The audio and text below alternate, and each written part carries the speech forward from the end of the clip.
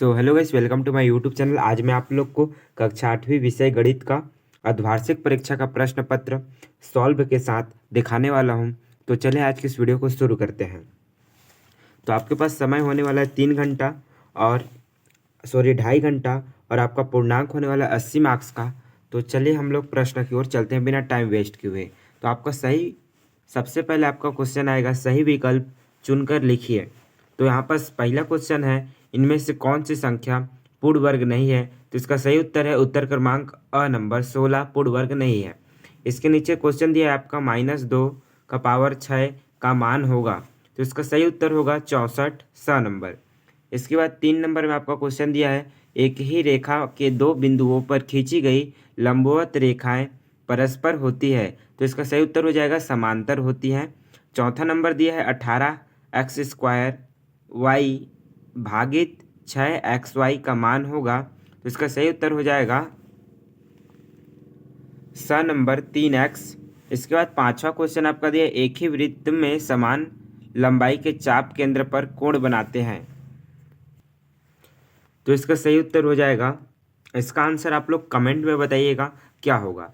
इसके बाद ब नंबर में दिया उचित संबंध जोड़िए। तो इसका पहला दिया है अ और ब। तो आप लोग को, आप क्लास 8 में पहुंच गए हैं तो आपको इस बात का ध्यान देना होगा कि आप अब मिलाने वाला सॉल्व नहीं करेंगे। तो आप क्या, मान लीजिए पहला का आंसर है दूसरा नंबर, तो आप ऐसे एरो बना के नहीं लिखेंगे आंसर। आप लिखेंगे 8 और 10 का समांतर माध्य, जैसे कि 22/9 है 8 और 10 का समांतर माध्य है, तो इसके सामने 9 लिख देंगे। दूसरा नंबर में दिया है 9m² 3m का महत्तम समापवर्तक क्या होगा? तो इसका सही उत्तर हो जाएगा आपका सर्वसम्मिका। महत्तम समापवर्तक होगा आपका 3m। इसके बाद आपका हो जाएगा 3 नंबर का क्वेश्चन में दिया है a² 2b + b² बराबर है a + b का स्क्वायर। तो इसका आंसर होगा सर्वसम्मिका। तो आप सर्वसम्मिका सामने लिख देंगे। चौथा नंबर में दिया है 4200 का 4% कितना होगा?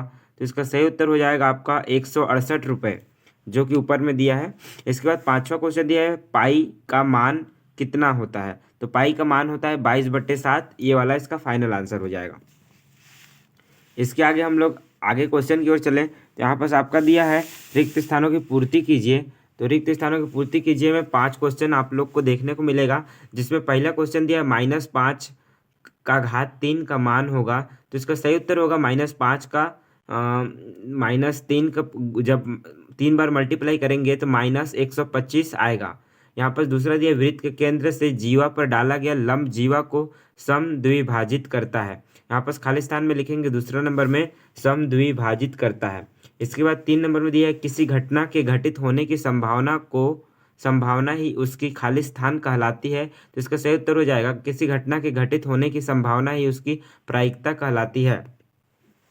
इसके बाद 4 नंबर में आपका क्वेश्चन आता है, अनुक्रमानुपाती के विपरीत विचरण को कहते हैं। तो यहाँ पर अनुक्रमानुपाती के विपरीत विचरण को व्युत्क्रमानुपाती कहते हैं। तो इसका सही आंसर हो जाएगा व्युत्क्रमानुपाती। इसके बाद पांचवा क्वेश्चन दिया है, समलंब चतुर्भुज का क्षेत्रफल बराबर 1/2 मल्टीप्लाई खाली स्थान गुणा ऊंचाई। यहाँ पर आधार आपका आ जाएगा। तो इस प्रकार आपका सही विकल्प, खाली स्थान और सही जोड़ी बन जाते हैं। इसके बाद हम लोग लघु उत्तरीय प्रश्न की ओर चलते हैं। तो यहाँ पर पहला क्वेश्चन दिया है आपका, संख्या 441 का वर्गमूल ज्ञात कीजिए। तो इसका वर्गमूल हो जाएगा 441 का। इसका बोले तो एलसीएम बोले तो लघुत्तम समापवर्तक निकालेंगे तो हमारा वो निकल जाएगा आंसर। तो जब इसका हम लघुत्तम समापवर्तक निकालेंगे तो 3 × 3 और इसका 7 × 7 में डिवाइड हो जाएगा। तब 3 × 3 को जोड़ा बनेगा तो 3 निकलेगा, और 7 का गुणा होगा तो 7 का जोड़ा बनेगा तो 7 निकलेगा, और 7 और 3 का जब आपस में गुणा हो जाएगा तो 21 बनेगा। तो यहाँ पर इसका 441 का वर्गमूल 21 हो जाएगा। इसी प्रकार आगे आपका क्वेश्चन, इसी प्रकार आपके दूसरा नंबर दे, इस आकृति में कितने समलंब चतुर्भुज हैं, नाम लिखिए। तो इसमें 3 समलंब चतुर्भुज हैं, जो नाम इस प्रकार है। त्रिभुज बनेंगे ABCE, AD, AD, E F और A B D A F, 3 त्रिभुज। इसके आगे नेक्स्ट क्वेश्चन दिया है, अनुत्क्रमानुपाती विचरण को परिभाषित कीजिए। तो अनुत्क्रमानुपाती विचरण कुछ इस प्रकार का होता है। जब एक राशि में वृद्धि या कमी होती है तो दूसरी राशि में उसी अनुपात में वृद्धि या कमी होती है, इसे अनुत्क्रमानुपाती विचरण कहते हैं। 5वां क्वेश्चन दिया है आपका, 2a+3 का घात 2 को सर्वसमीका की सहायता से हल कीजिए। तो हम लिख दिए यहाँ पर दिया है जो क्वेश्चन में अपन को दिया है, और इसका जब यहाँ पर घात 2 है तो इसका 2 बार इसको लिख देते हैं, 2a+3 2a+3। और जब 2a का गुणा करेंगे 2a+3 से तो यहाँ पर इसको लिख दिए हैं, और +3 का गुणा करेंगे फिर 2a+3 से इसको लिख दिए हैं। इसके बाद जब 2a का गुणा 2a से होगा तो 2 दूनी 4 और a का a² हो जाएगा। और यहाँ पर जो 2a है और यहाँ पर 3 है, जब 2a का गुणा 3 से होगा तो 2 तिहाई 6 a हो जाएगा। इसी प्रकार यहाँ पर दिया है 3 और यहाँ पर 2a+3 दिया है, तो यहाँ पर 3 का गुणा 2a से करेंगे तो 3 दूना 6 a हो जाएगा। यहाँ पर 2 में तो a है बट 3 में नहीं है, इसलिए यहाँ पर स्क्वायर नहीं होगा। आप लोग को डाउट होगा कि यहाँ पर a था तो a² हो गया, तो यहाँ पर स्क्वायर क्यों नहीं हुआ। तो यहाँ पर 3 में a नहीं है इसलिए स्क्वायर नहीं हुआ। इसके बाद यहाँ पर 3 का मल्टीप्लाई 3 से करेंगे तो 9 आएगा। इस प्रकार इसके आगे इसका फाइनल आंसर होगा 4a, ये आपस में जुड़ जाएंगे 6 और 6 तो 12a हो जाएगा +9। ये आपका फाइनल आंसर होगा 5वां नंबर का क्वेश्चन का। 6वां नंबर के क्वेश्चन में बोलता है, कोई 2 शर्त लिखिए जिसमें चतुर्भुज की अद्वितीय रचना की जा सकती है। 2 शर्त निम्नलिखित है। पहला है 4 भुजाएं और एक विकर्ण की लंबाई दी गई हो। दूसरा शर्त है 3 भुजाएं और दोनों विकर्ण की लंबाई दी गई हो। तो इसमें 2 शर्त लिख देना है। तो शर्त इस प्रकार से है। इसके बाद 7वां क्वेश्चन दिया है आपका, समांतर चतुर्भुज का क्षेत्रफल ज्ञात कीजिए जिसके आधार 15 सेंटीमीटर एवं शीर्ष लंब 10 सेंटीमीटर है।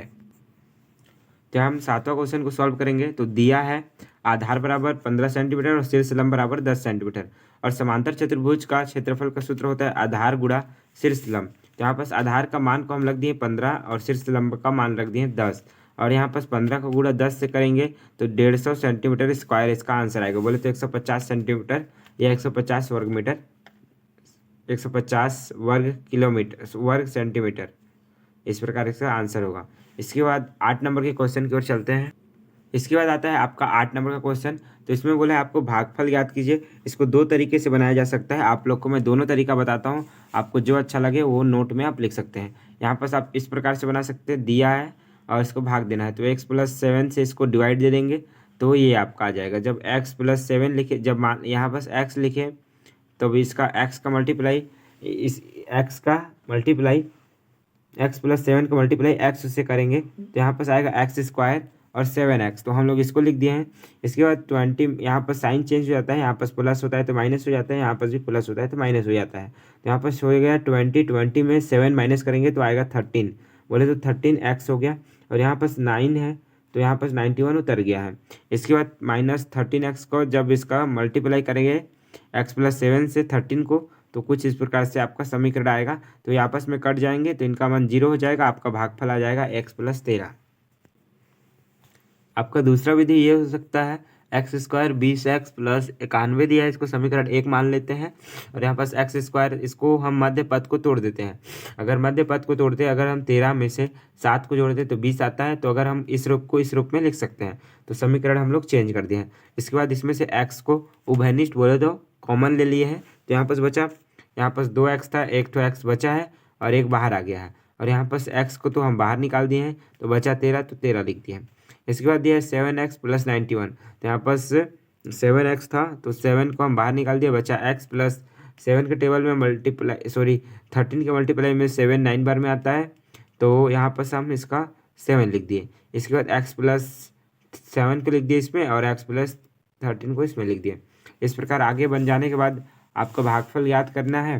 तो भागफल याद करने के लिए आप समीकरण 1 को x+7 से डिवाइड कर दीजिए तो आपको फाइनल आंसर निकल जाएगा, जो कि यहाँ पर x+13 उस मेथड से भी आया था और इस मेथड से भी। यहाँ पर आपका 9 नंबर का क्वेश्चन आपको देखने को मिलेगा, जो कि आपका क्वेश्चन दिया है, किसी पासे को किसी पासे के एक उछाल में शीर्ष पर 3 आने की प्रायिकता कितनी होगी? तो यहाँ पर मैं इसको आप लोग को बता रहा हूँ। एक पासे को उछालने पर कुल संभव परिणाम प्रतिदर्श समष्टि 1 2 3 4 5 6 होते हैं, जिनकी संख्या 6 होती है। 3 आने का अनुकूल परिमाण केवल एक है। प्रायिकता का सूत्र है। इसके बाद नेक्स्ट क्वेश्चन आपका दिया है 10 number 2x plus 5x plus 4x plus 2 के गुणनखंड कीजिए। यहाँ पर आपको गुणनखंड करना है 2x 5x और 5y का और 4x प्लस 2y का। वापस दिए 2xy plus 5y plus 4x plus 2 के गुणनखंड को इस प्रकार से कर सकते हैं। आप यहाँ से नोट कर लीजिएगा इसका सॉल्यूशन। 11 दिया है आपका सर्वसमीका के उपयोग से 98 वर्ग का मान ज्ञात कीजिए। तो 98 का हम 2 बार जब मल्टीप्लाई कर देंगे तो उसका मान आ जाएगा। तो इसको बनाना है सर्वसमीका के विधि से, तो हम सर्वसमीका के विधि से बनाएंगे। तो चलिए इसका आंसर देखते हैं। इसका सही उत्तर हो जाएगा सर्वसमीका हम लोग a माइनस बी का होल स्क्वायर बराबर लेंगे a square minus 2ab plus b square समीकरण का उपयोग करेंगे। यहाँ पर हमको कितना 98 का स्क्वायर ज्ञात करना है। तो 98 हम लोग 100 में अगर 2 माइनस कर देते हैं तो 98 आ जाएगा। तो इस फॉर्मूले पे मान लीजिए a है और ये b है। a b के जगह पे 100, a के जगह 100 और b के जगह पे 2 का वैल्यू रख देंगे।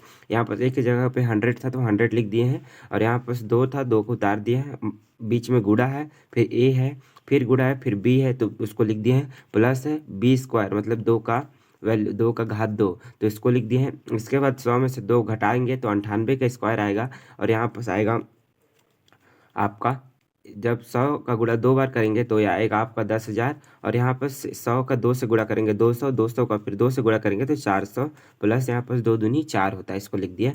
अब इसके बाद 1000 में 400 को माइनस कर दिए तो 10,000 में तो 9600 आ गया, और यहाँ पर +4 है, +4 को उतार दिए, और यहाँ पर 9600 में से 4 को ऐड कर दिए तो आपका 98 का वर्ग हो गया 9604। ये होगा आपका फाइनल आंसर।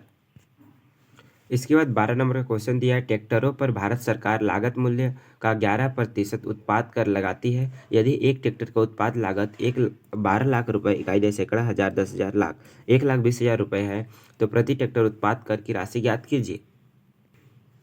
यहाँ पर दिया है 12 नंबर का उत्पाद कर दिया है। उत्पाद कर की दर कितना प्रतिशत? 11%। उत्पाद लागत मूल्य 1,20,000 रुपये। उत्पाद कर की राशि की गणना, तो हमें उत्पाद कर की राशि की गणना करना है, एक ट्रैक्टर के कितना वो पैसा लेगा टैक्स। तो यहाँ पर लिखेंगे उत्पाद कर की राशि बराबर लागत मूल्य का 11%। तो लागत मूल्य कितना है यहाँ पर? 1,20,000। उसका गुणा कर देंगे 11/100 से, तो यहाँ पर 0 से 0 कट जाएगा, यहाँ पर आपको 1200 बचेगा गुणा 11। जब इसका मल्टीप्लाई करेंगे आपस में तो 13,200 रुपये आएगा। तो इसका फाइनल आंसर होगा एक ट्रैक्टर का लागत मूल्य 13,200 रुपये होगा। आपका 13 नंबर का क्वेश्चन दिया है 512 का घनमूल ज्ञात कीजिए। तो हम 512 का घनमूल ज्ञात करते हैं। यहाँ पर देख सकते हैं 512 का घनमूल, हम यहाँ इसका अभाज्य गुणनखंड निकाल देंगे। 512 लिखे, इसका 2 दूना 4 हुआ, एक बचा यहाँ पर 5 में, तो एक इसको दे दिया, 11 हो गया। तो 2 पंचे 10, 5 ले लिए, यहाँ पर बचा एक, इसको दे दिया 1, तो 12 हो गया। तो 2 छिका 12। उसी प्रकार इसका भी 2 से करेंगे, 2 1 कम 2, 2 दूनी 4, एक बचा, इसको दे दिया 2 8 16। फिर इसके बाद 2 छिका 12, 2 चौके 8 लिख दिए। फिर इसके बाद 2 तिहाई 6, 2 दूना 4, फिर इसके बाद 2 8 16, तो 16 लिख दिए। इसके बाद 2 दूनी 8, 2 चौके 8 होता है, फिर 2 दूनी 4 होता है, फिर 1 लिख दिए। इस प्रकार हम इसका अभाज्य गुणनखंड निकाल दिए। जब अभाज्य गुणनखंड निकाले तो यहाँ पर आएगा 2, जब 2 2 का जोड़ा बनाएंगे, 2 का घात 9 बन रहा है टोटल, तो यहाँ पर हम 3 3 का जोड़ा अगर जब बनाते हैं तो यहाँ पर 2 बनेगा, तो 2 का घात 3, यहाँ पर आएगा 2 का घात 3। जब 2 का गुणा 3 बार करेंगे, काहे कि घनमूल ज्ञात करना, अगर वर्गमूल ज्ञात करना रहता है तो 2 2 का जोड़ा बनाते हैं, यहाँ पर घनमूल ज्ञात करना है इसलिए 3 3 का जोड़ा बनाएंगे, तो 2 दूनी 4, 4 दूना 8, तो 512 का घनमूल 8 होगा। यहाँ पर आपका 14 नंबर का क्वेश्चन दिया है 12x square y square z cube एवं 16x का पावर 4 वाई जेड स्क्वायर का महत्तम समापवर्ती मास ज्ञात कीजिए। तो इसका मास ज्ञात करना है, तो इसका मास ज्ञात करके बताता हूँ मैं। इसके आगे दिया है आपका एक मेज का अंकित मूल्य 1250 रुपये है। एक ग्राहक को 1100 रुपये में बेचा गया मेज पर दिए गए बट्टा का प्रतिशत ज्ञात कीजिए। सबसे पहले हम लोग लिखेंगे दिया है अंकित मूल्य 1250 रुपये, विक्रय मूल्य 1100 रुपये। अंकित मूल्य मतलब कि वो दिया था, वो विक्रय मूल्य जो कि बेचा। यहाँ पर बट्टा निकालेंगे अंकित मूल्य माइनस विक्रय मूल्य। यहाँ पर अंकित मूल्य मतलब 1250, यहाँ पर 1100 माइनस कर दिया 150 आ गया। अब 150 में हम 1250 को कैलकुलेट करेंगे ताकि उसका बट्टा निकल सके। तो यहाँ पर ये 0 से 0 कट गया और ये 100 का 100 और यहाँ पर होता है 5 दिए 15 और यहाँ पर आ गया इसका। जब कैलकुलेट करेंगे तो यहाँ पर इस प्रकार आएगा 15/25। यहाँ पर हम लोग इसको 150/125 था तो 0 से 0 काट दिए और यहाँ पर 15 बचा और 12, तो 15 और 12, 15 और 125 बचा तो 5 दिया 15 कर दिया और 5 दूना 10, 2 बचा 5 बचे 25, तो 3/25 गुणा 100 आपका आया है। और यहाँ पर इसका जब यहाँ पर 25 से कम 25, 25 चौके 100 बचा 3 गुणा 4, तो इसका 12% आपका आंसर होगा। इसके बाद 16 नंबर का क्वेश्चन दिया है आपका एक समचतुर्भुज का विकर्ण 10 सेंटीमीटर व दूसरा विकर्ण है आपका 12 सेंटीमीटर, उसका क्षेत्रफल ज्ञात कीजिए। तो इसका सॉल्व मैं आप लोग को दिखाता हूँ। यहाँ पर देख सकते हैं